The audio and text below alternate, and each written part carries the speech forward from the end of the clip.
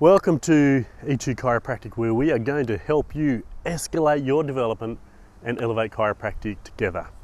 Listen, I'm in front of the Questacon, the National Science and Technology Centre. We've got Einstein on our left and some incredible artwork for the entry into the centre. And what I want to talk to you today about is really the ability of the practicepreneur, the practice building entrepreneur, to have the impact that they want within their practice. And I love Einstein being that creative genius, being a measure of what is possible within the world. And when we know that as practitioners that we can have a far-reaching influence way beyond what we'd anticipate or expected, then the excitement for what chiropractic holds is incredible. And it's certainly, I've been in practice 24 years and I'm more passionate now than when I first graduated, and I love what I do. I love the impact that we have.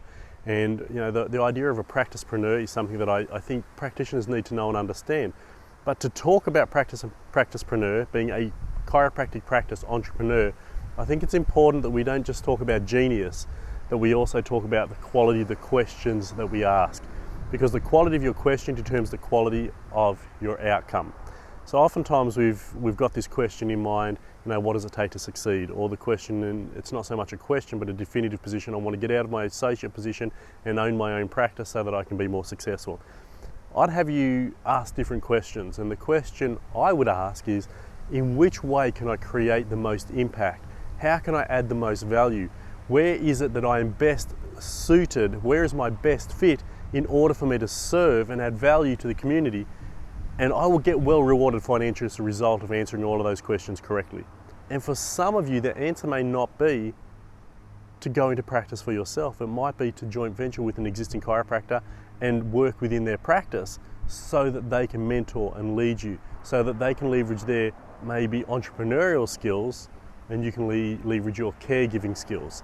So really the practicepreneur position is, and there will always be practitioners who want to go out on their own, but it's not the Holy Grail, believe me.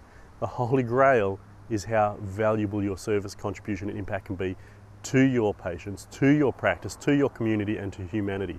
And the practicepreneur in you, the one who wants to grow the scope the most, needs to answer the question is, where am I best situated to do that? Am I better as a caregiver? Am I better as a practice growth master? Am I better as a practice owner? Am I better as a leader? So I'd challenge you to look at your characteristics, your qualities, your natural tendencies, and then reflect on how you can identify your strengths and leverage those strengths. And if that isn't growing a practice, then work with a practice owner that is willing to help you grow your practice to deliver your care. So that practicepreneur is both sides of the equation, growing the practice, but with the natural tendencies you have, not against those tendencies. So obviously that's a real passion of mine, and later I will talk in depth about what are the different characteristics of a practicepreneur compared to a caregiver, and maybe the blend between those two people. But ultimately we need to know who we are, know thyself, which is Socrates, not Einstein. But ultimately when you get the equations right, you're going to have the success you deserve.